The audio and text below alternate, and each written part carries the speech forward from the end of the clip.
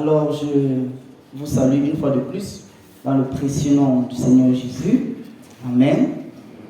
Alors, ce matin, nous allons échanger autour de la thématique qui dit « Sur qui repose ta confiance ?» Alors, pour comprendre ce thème, nous allons étudier l'histoire des deux rois et c'est dans l'attitude de l'un et de l'autre que nous allons voir ce sur quoi compte, ce sur quoi nous comptons, ou bien ce sur qui nous comptons. Et le but donc de ce message, c'est de par les habitudes, le but de ce message, c'est de par les attitudes des deux rois, Jéroboam et Abijah, nous voulons voir que nous allons réaliser que Dieu seul est celui-ci qui notre confiance doit se reposer. Amen. Alors fixe le but dans ta tête, n'oublie pas. De par les deux, le comportement du roi Jéroboam et le roi Abijah, nous allons voir que Dieu est la seule personne sur qui doit reposer notre confiance. Alléluia. Amen. Alors, j'ai défini la confiance avec le dictionnaire Larousse qui dit c'est un sentiment de sécurité, c'est un sentiment d'assurance. Amen. Alors, c'est dans un conflit, mais pour comprendre le conflit, je vous prie de pouvoir vous tenir debout pour honorer la lecture de la parole du Seigneur dans le livre de 2 Chroniques 13. Alors, je vais lire à partir d'ici. La 18e année du règne de Jéroboam, Abijah régna sur Juda. Il régna 3 ans à Jérusalem. Sa mère s'appelait Mikaja, fille d'Uriel de Gibéa. Il eut guerre entre Abijah et Jéroboam. Abijah engagea les hostilités avec une armée de vaillants guerriers, 400 000 hommes d'élite. Et Jéroboam se rangea en bataille contre lui avec 8 000 hommes d'élite, vaillants guerriers. Du haut du mont Thémarim, qui fait partie de la montagne d'Ephraïm, Abijah se leva et dit: écoutez-moi, Jéroboam et tout Israël, ne devez-vous pas savoir que l'Éternel, le Dieu d'Israël, a donné à toujours à David la royauté sur Israël, à lui et à ses enfants par une alliance inviolable? Mais Jéroboam, fils de Nébat, serviteur de Salomon, fils de David, s'est levé et s'est révolté contre son maître.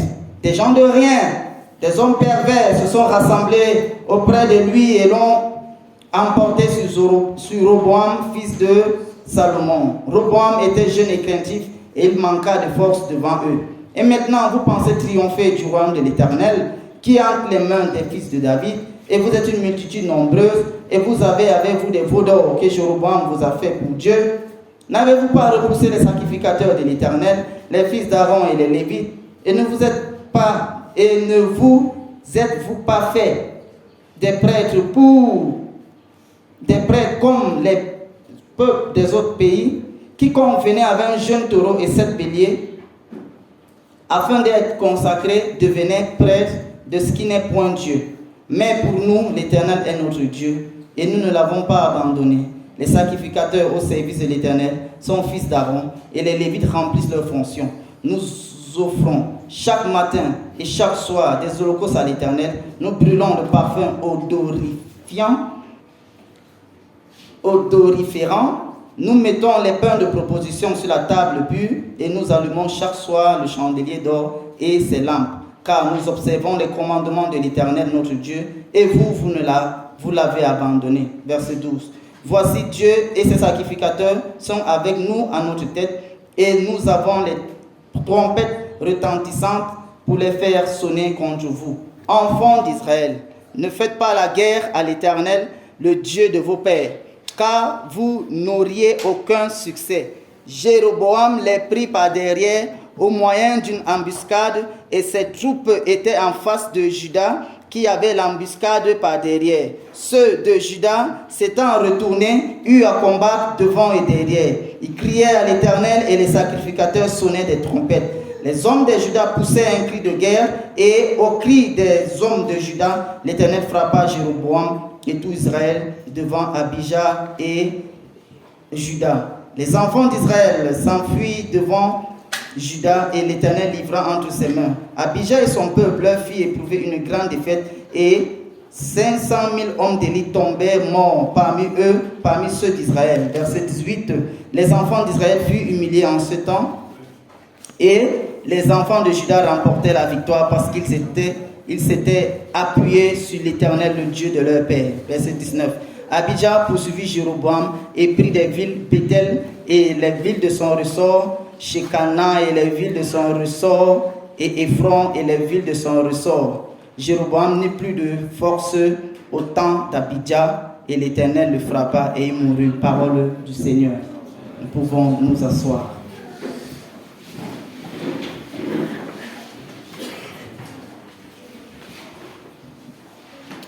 Amen.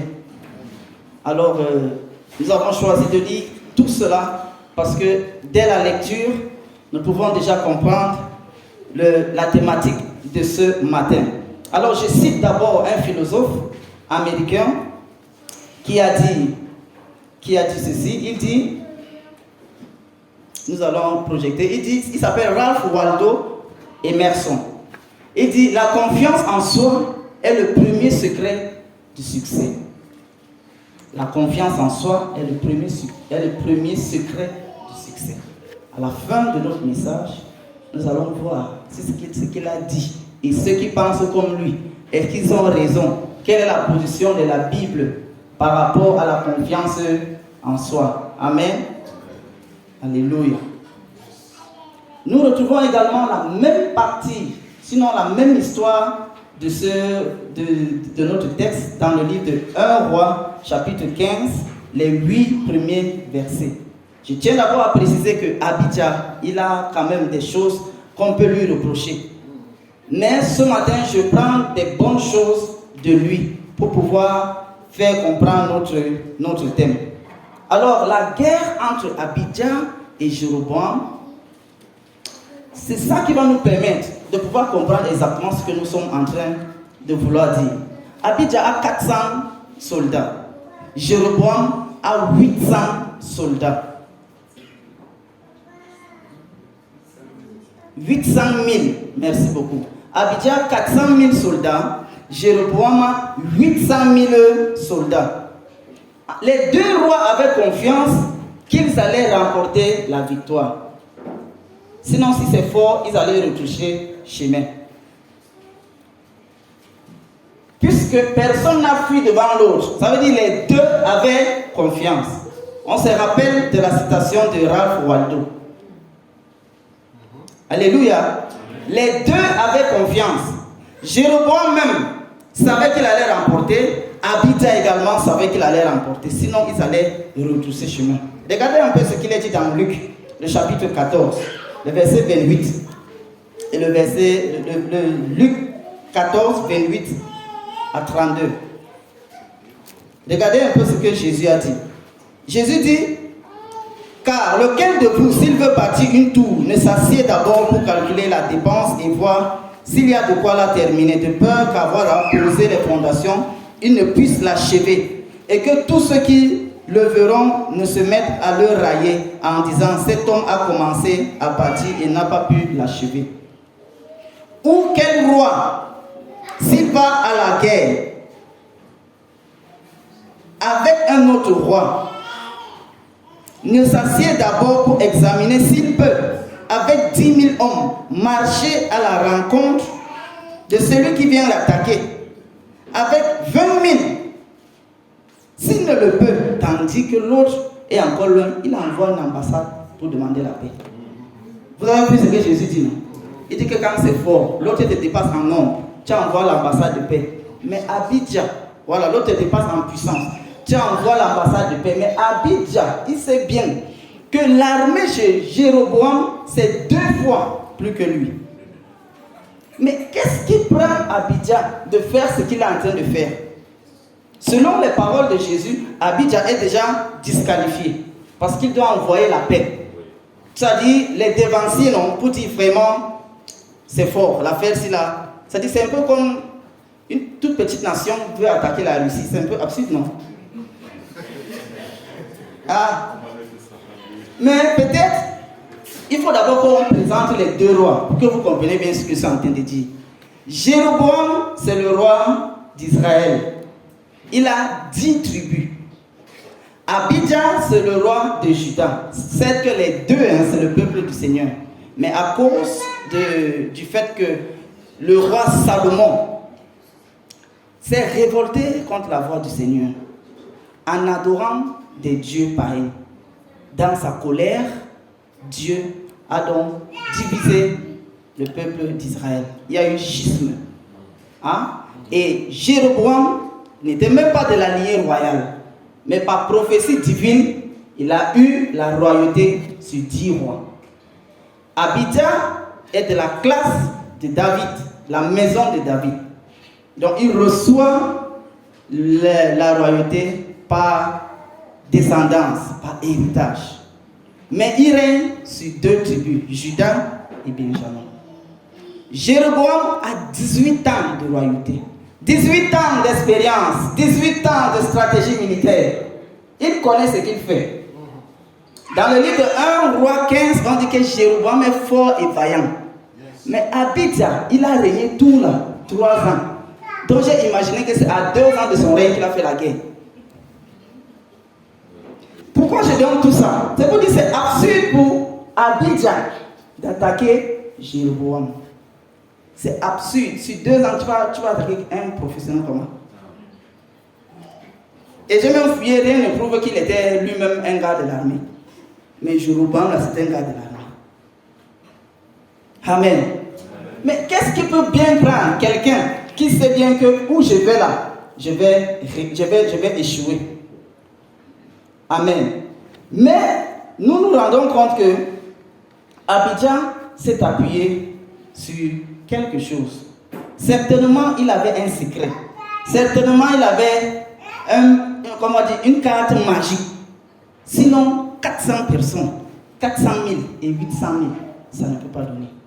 Et la Bible fait savoir que Jéroboam a combattu Roboam. Roboam, c'est le père d'Abijah. Donc Jéroboam, c'est un gars prêt. Ce qui repose ta confiance, dis ça à ton voisin. Alléluia. Est-ce que c'est sur ton expérience? Alléluia. Voilà. Ce qui repose ta confiance.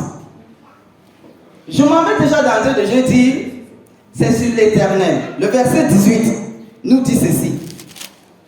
Les enfants d'Israël furent humiliés en ce temps et les enfants de Juda remportèrent la guerre parce qu'ils s'étaient appuyés sur l'Éternel. Alléluia. Je tire donc cette leçon. La victoire n'a pas été obtenue par l'intelligence et la force militaire de Jéroboam, mais par la confiance en Dieu, du moins par la confiance qu'Abijah a mis en Dieu. La victoire n'a pas été obtenue par l'intelligence ou la force militaire de Jéroboam, mais par la confiance qu'Abijah a eue en la fidélité de Dieu. Là, c'est la première leçon que je tire. Je tiens aussi à préciser que Abijah a eu une mère idolâtre. Elle adorait Astarté. On va le trouver dans 2 Chroniques du chapitre 15. Roboam aussi n'a pas marché parfaitement sur les voies du Seigneur. C'est-à-dire le père d'Abijah. Et même Abijah, dans le livre de 1 roi, on nous précise qu'il n'était pas très droit devant le Seigneur. Numériquement, il n'a pas la force. Divinement, il est bancal.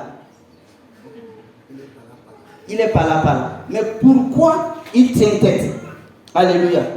J'aimerais aussi dire à quelqu'un que c'est possible que dans ta famille, pour réussir, on consulte les marabouts.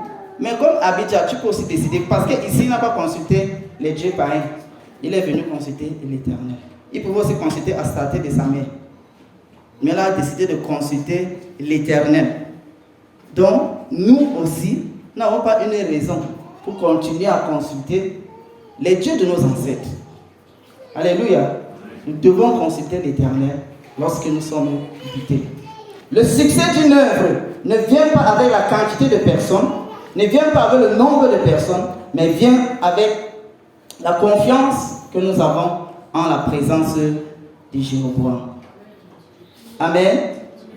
Le succès d'une œuvre ne vient pas avec le nombre de personnes, mais par notre confiance en la présence de Dieu.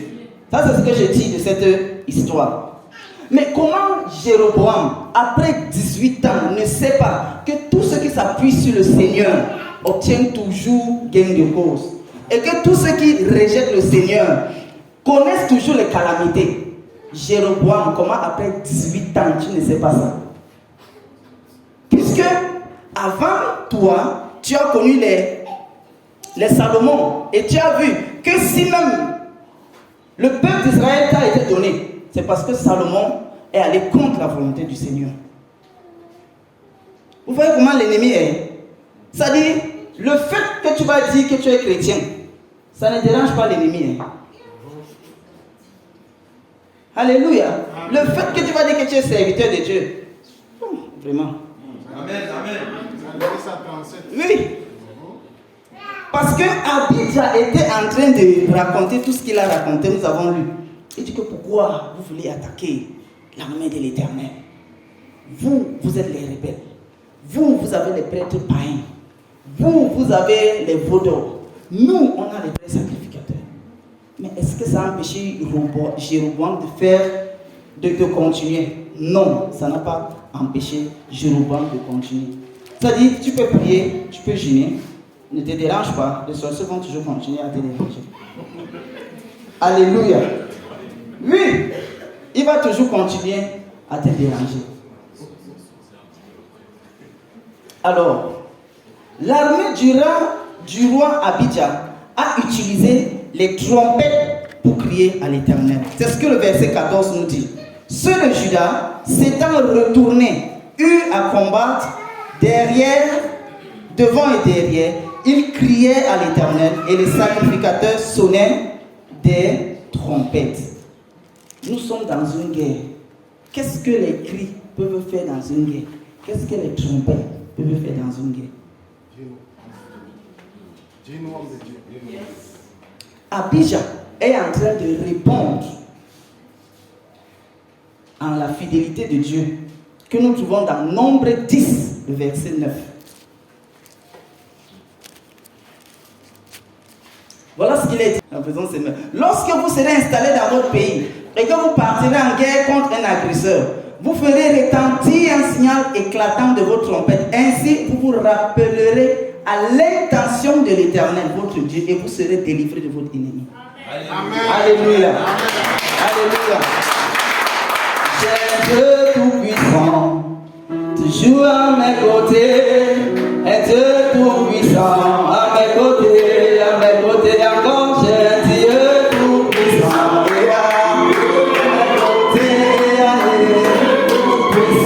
mes côtés.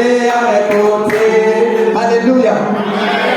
Le plus souvent, voilà encore ce que j'ai découvert, que le plus souvent, pour le succès d'une œuvre, le chemin de l'action divine est moins alléchant que celui des hommes.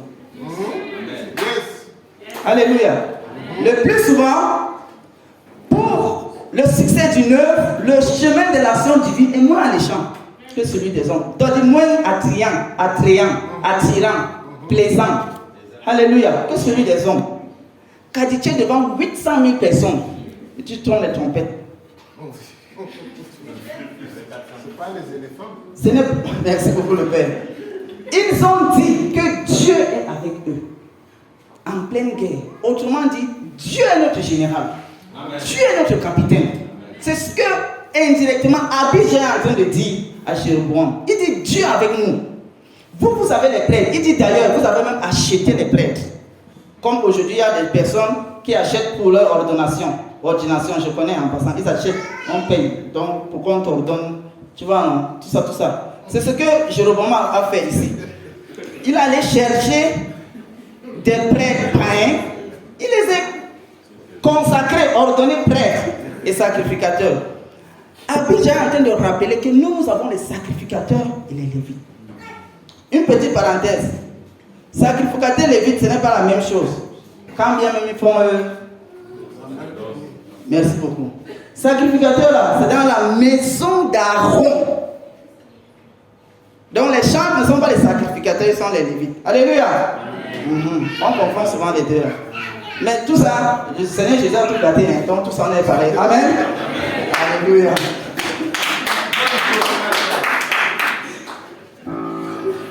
Il dit Dieu est avec nous. Donc Dieu nous donnera des stratégies.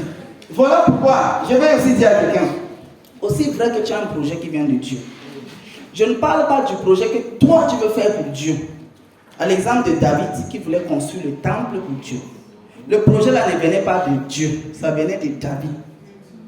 Je parle du projet de la qualité de Noé, à qui Dieu a dit, construis-moi l'arche. C'est-à-dire Dieu était à l'origine de ce projet. C'est-à-dire si tu as un projet, que c'est Dieu qui est à l'origine, mon frère, ma soeur, ne te dérange pas. Tes combats là, c'est le combat de Dieu. Amen. Alléluia. Parce qu'en fait, ce n'est pas toi qu'ils sont en train de combattre. C'est ce projet de Dieu. Autrement dit, c'est Dieu qu'ils combattent. Et ils ne vont pas le rater. Ils ne peuvent pas remporter contre le Seigneur. Alléluia. Disons la fin du verset 12. Il est dit, enfants d'Israël, ne faites pas la guerre à l'Éternel, le Dieu de vos pères, car vous n'aurez pas de succès. C'est Abijah qui dit ça. Il dit, enfants d'Israël, ne faites pas, vous ne pouvez pas avoir la victoire contre quelqu'un. Ça veut dire jamais, au grand jamais, si tu restes fidèle, obéissant dans ce que Dieu t'a dit, jamais, au grand jamais, tes ennemis ne réussiront. Ce n'est pas rassurant. Jéroboam a expérimenté, il est fort, il est vaillant. Mais Abijah, il a mis sa confiance en Dieu. Et c'est cette confiance qui est devenue une âme redoutable pour le succès de son ennemi. Une question. Toi, comment tu vois les sorciers? Tu les vois comment? Comment tu vois les marabouts? Comment même tu vois les incantations des sorciers, des marabouts, des voyants? Tu les vois ça comment? Est-ce que tu as le regard d'Abijah? Abijah reconnaît qu'ils sont 8000, 800 000. Abijah, il reconnaît même qu'ils ont un roi expérimenté. Mais il n'a pas oublié qu'il y avait lui. Toi, tu vois les sorciers comment? Dangereux, fort. Si à la fin de ce message, tu les vois encore forts, tu as un problème. 3 ans d'expérience contre 18 ans d'expérience, il n'a pas paniqué. Il n'a que l'onction sur sa tête. Nous, il est en nous. Nous, il vit en nous. Donc, ce n'est pas quand tu pêches, il sort. Il est en nous jusqu'à la gare. Alléluia. Jéroboam se distingue d'Abijah en ceci. Il a confiance en sa grande et puissante armée. Il a confiance en ses veaux d'or pour adorer ses dieux. Il a confiance en une multitude de prêtres pour les sacrifices. Ça, c'est ce sur quoi Jéroboam s'appuie pour avoir confiance. Mais Abijah, lui aussi, il s'appuie sur l'Éternel. Il s'appuie sur le fait qu'il n'a pas rejeté l'Éternel. Il s'appuie sur le fait que ses sacrificateurs et ses prêtres lévites sont de la famille d'Aaron. Il s'appuie également sur le fait qu'ils ont le vrai culte. Alléluia. Ça a attaqué l'ordinateur. Donc, les moyens que les deux rois ont pour avoir confiance diffèrent l'un de l'autre. Même le sorcier et nos ennemis là, ils ont confiance sur quelque chose. Waldo a dit que Waldo, vous vous rappelez, il dit la confiance en soi est le premier secret du succès. J'ai dit qu'à la fin, on va répondre. Que ceux qui pensent comme lui, est-ce qu'ils ont tort, ils ont raison. Il dit la confiance en soi est le premier secret du succès. Jéroboam avait confiance en soi. Vaillant héros, guerrier de guerre, expérimenté stratège. Un grand entrepreneur même, parce qu'il a fait fabriquer les veaux d'or. C'est sur quoi il avait confiance. Et Waldo dit que quand tu as confiance là, c'est le premier secret du succès. Mais Abidja vient renverser ce que ce philosophe américain est en train de dire. Alors, les moyens sur lesquels Abidja s'appuie pour être confiant en Dieu.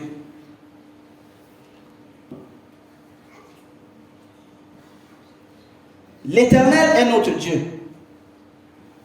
Le non-rejet de Dieu. Le respect du culte. Et il convoque l'alliance de Dieu. Alléluia. Dans le verset 10, 11, 8, c'est les moyens par lesquels Abidja, sinon les moyens sur lesquels Abidja s'appuie pour avoir confiance en Dieu.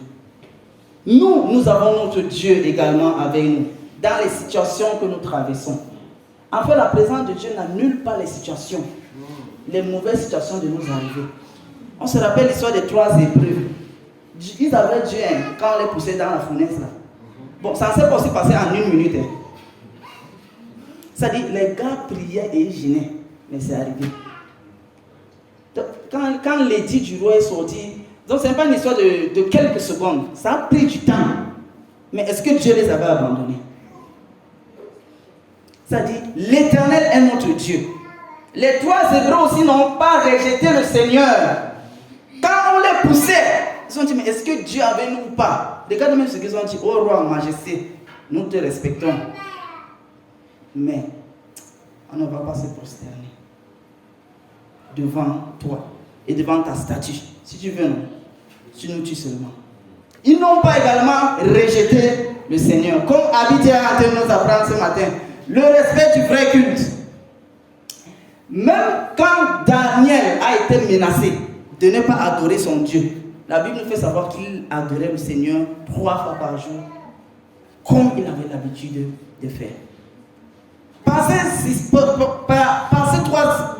3 tirets, nous également, lorsque nous traversons des temps difficiles, voilà un secret qu'Abidja est en train de nous donner. Nous devons savoir que Dieu est avec nous. 1. 2. Nous ne devons pas bouder contre le Seigneur. 3. Tu dois respecter le culte du Seigneur. C'est-à-dire ta vie de prière, ta vie d'adoration, ta vie de lecture biblique. La circonstance que tu es en train de vivre là, ça ne doit pas venir déranger ce que tu fais avec ton Seigneur chaque jour. Oh, moi je ne prie plus. Oh, moi je ne gêne plus. Mon frère, tu ne donnes rien à Dieu de plus. Tu te fais même du mal. Alléluia. 4e, il convoque l'alliance de Dieu. Voilà ce qu'il est dit au verset 8. Vous pensez triompher du royaume de l'Éternel qui est entre les mains des fils de David? Vous êtes une multitude et vous avez avec vous les veaux d'or que Jéroboam a fait fabriquer pour vos dieux. Il convoque l'alliance. C'est comme ça que j'ai titré ça. Il convoque l'alliance. C'est-à-dire il fait rappeler que lui, il est sur un terrain légal pour que le Seigneur opère. Donc, dans nos situations, nous devons également rappeler ce que le Seigneur a dit pour que nous puissions avoir la confiance, puisque Dieu va répondre dans ces situations seulement quand il y aura la confiance. Si le feu n'a pas brûlé les 3 Hébreux, c'est certain que la situation là ne va pas également nous enterrer. Amen. Donc, tu peux également avoir ces 4 techniques, ces 4 secrets d'Abidja. Mais il faut que tu les utilises. Parce que si tu ne les utilises pas, tu ne pourras pas triompher. Mais il faut que tu les utilises. Alléluia. Malgré les avertissements de Abijah, Jéroboam n'a pas cessé de l'attaquer. Mais il déployait encore les stratégies militaires. Puisqu'on nous fait savoir qu'il est venu par derrière et par devant. C'est-à-dire, malgré le fait que tu vas donner ton identité,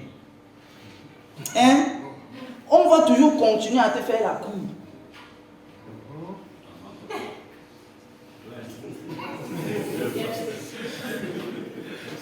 Ça parle à quelqu'un. Yes. Alléluia. Donc ça ne va pas déranger le monsieur là de continuer à te... Parce que tu as dit que tu es chrétienne. Ça ne va pas empêcher les sorciers du village de t'attaquer parce que tu dis que tu es chrétien. Ils cherchent. Est-ce que... Parce qu'en fait, ils savent que Dieu est fort. Et même Jéroboam, il sait que Dieu est fort. Mais est-ce que Abijah va s'appuyer réellement sur le Seigneur? Même dans l'histoire des 3 Hébreux, la Bible nous dit que le roi est venu cogner la porte pour dire que Daniel, est-ce que ton Dieu t'a délivré? En principe, c'est absurde, puisque tu ne peux pas quand même tomber dans où on tue les gens chaque jour. C'est lui-même qui a fait ça et il vient encore te demander si tu vis. Ça veut dire qu'intrinsèquement, il savait que Daniel avait un vrai Dieu. Mais est-ce que Daniel allait démontrer sa confiance ou pas? Alléluia.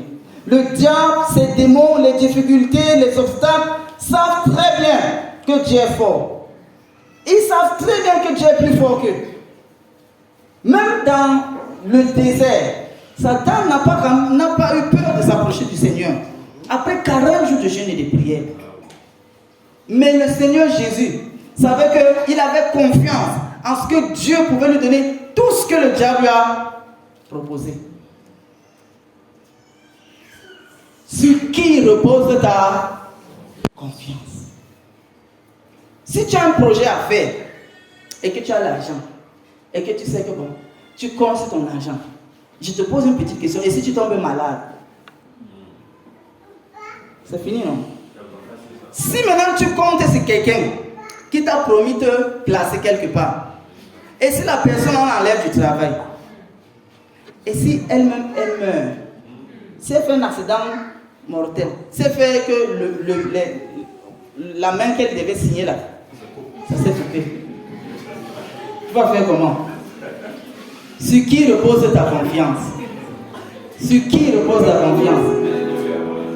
Oui, j'aime, oui, j'aime. Oui, j'aime ta présence. Oui, j'aime, oui, j'aime. Oui, je t'aime, Jésus. Oui, j'aime, oui, j'aime. Oui, j'aime ta présence.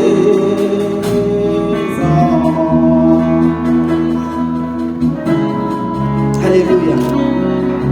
Le secret était au verset 18 qui dit: les enfants d'Israël furent humiliés en ce temps et les enfants de Juda remportaient la victoire. Pourquoi? Parce qu'ils s'étaient appuyés sur l'Éternel. Mais la version par d'un semeur. Parce qu'ils s'étaient appuyés sur l'Éternel. Ce fut un jour d'humiliation pour ceux d'Israël, c'est-à-dire Jéroboam. Tandis que les Judiens remportaient la victoire parce qu'ils s'étaient appuyés sur l'Éternel. Regardez ce que la confiance de l'Éternel fait. Ça donne la victoire. Avec un petit nombre. Un petit nombre, mais il a quand même remporté. Et la suite même nous fait savoir que Jéroboam va mourir. Alléluia. Ayons confiance en ce que la main de Dieu se déploie pour nous et en notre faveur lorsque nous mettons notre confiance en Dieu. Ayons confiance en ce que la main de Dieu se déploie pour nous et en notre faveur seulement si nous mettons notre confiance en Dieu. Mais si ta confiance n'est pas en Dieu, tu ne pourras pas voir la main du Seigneur se déployer. Amen. Voilà pourquoi le Seigneur peut dire que non, même quand tu es stérile, je te donne l'enfant. Mais il faut que tu me fasses seulement confiance. Parce que les stériles, ça existe. Mais celles qui s'attendent à moi, moi je les donne l'enfant. C'est-à-dire, je surpasse les lois naturelles. Je transcende les... En fait, je ne vis même pas dans le naturel. Je suis spirituel. Alléluia. Donc, c'est faux de croire, comme Waldo, Ralph Emerson, le philosophe américain qui a dit la confiance en soi est le premier succès, est le premier secret du succès. C'est faux de le dire. C'est la confiance en Dieu. La Bible dit malheur à l'homme qui fait confiance en l'homme. C'est-à-dire toi-même, si tu fais confiance en toi-même, on dit malheur. Je recommence. Si tu fais confiance en toi-même, la Bible a dit malheur. Puisque tes capacités sont limitées. Mais compte sur un Dieu qui est illimité. Alléluia. 18 ans de pouvoir n'ont pas ébranlé la foi de Abidjan. Fort et courageux de Jéroboam, ça n'a pas ébranlé la foi de Abidjan. Entreprenant qu'était Jéroboam, mais Abidjan n'a pas été ébranlé. Il a eu certes un grand homme, Jéroboam, certainement dans sa nation. Parce qu'il y a quelqu'un ici chez nous, notre père, le père de la nation, il a dit ne Dieu pas qui veut, mais Dieu qui peut. Donc le gars a fait 18 ans, donc il était capable. Devant les circonstances de la vie, c'est ma confiance en Dieu qui me donnera de me distinguer des autres. Josué. Devant les circonstances de la vie, c'est ma confiance en Dieu qui me donnera de me distinguer des autres. Sur qui repose ta confiance? Est-ce que c'est sur les relations? Est-ce que c'est sur ton intelligence? Est-ce que c'est sur tes moyens? Ça repose sur qui? Alléluia. La force et ton intelligence ne te mèneront nulle part. En fait, même tes prévisions doivent être sous le regard directeur du Saint-Esprit. Amen. Vous n'êtes pas d'accord? Vous connaissez dans la Bible, Jésus a donné l'exemple de quelqu'un qui a dit il a déjà tout gardé. Il a tout travaillé, il a gardé. Il dit qu'il va manger. Jésus dit que non. Ton âme là, ça t'appartient. Il dit que est-ce que ton âme ça t'appartient? Voilà pourquoi il dit même tes prévisions doivent être sous le regard directeur de l'Esprit du Seigneur. Sinon, mon frère, ma soeur, tu vas échouer. Je suis en train de clôturer, de finir. Et je suis en train de dire que ma confiance se repose sur l'Éternel, mon Dieu. Mais ça se repose donc comment? Quand je parle depuis là, ça se fait comment? Noé, s'il a réussi, c'est parce qu'il avait écouté de Dieu. Abidjan également, quand on a vu ce qu'il a fait, rappeler l'Éternel, il n'a pas laissé le culte de l'Éternel, il a écouté que le Seigneur a dit, quand vous êtes dans la difficulté, il faut lancer les trompettes. Ça dit, dans la situation que tu traverses, si tu ne sais pas ce que Dieu a dit, la confiance va venir comment? Puisque la confiance, ça cherche d'abord quelque chose, non? Il y a une petite base sur laquelle tu viens quand même. On se rappelle David et Goliath. Il a dit que moi je peux la battre. Pourquoi? Parce que l'ours et les lions et le tigre, moi je les ai déjà gérés. Vous voyez non? Vous voyez sa confiance a venu d'où? Du fait que Dieu l'avait déjà délivré de l'ours et du lion. Donc, dans notre situation, nous devons chercher ce que Dieu a dit. S'il n'y a pas d'enfant, si tu n'accouches pas, Dieu a dit quoi? Que chez lui on a. Et c'est sur ça donc que ta confiance commence. Alléluia. Sur ce que Dieu a dit, autrement dit sur Dieu. Alléluia. Je dois chercher dans sa parole pour pouvoir alimenter ma confiance, puisque ma confiance vient de lui. Tout le monde crie à Dieu, hein. Tout le monde, même quand c'est chaud là. Quand on roule en route, En 2015, j'ai failli entrer dans la falaise. Il y avait tout le monde là-bas. Les pécheurs, les sanctifiés pécheurs. On était tous mélangés. Donc nous tous, on a crié à Dieu. Vous voyez?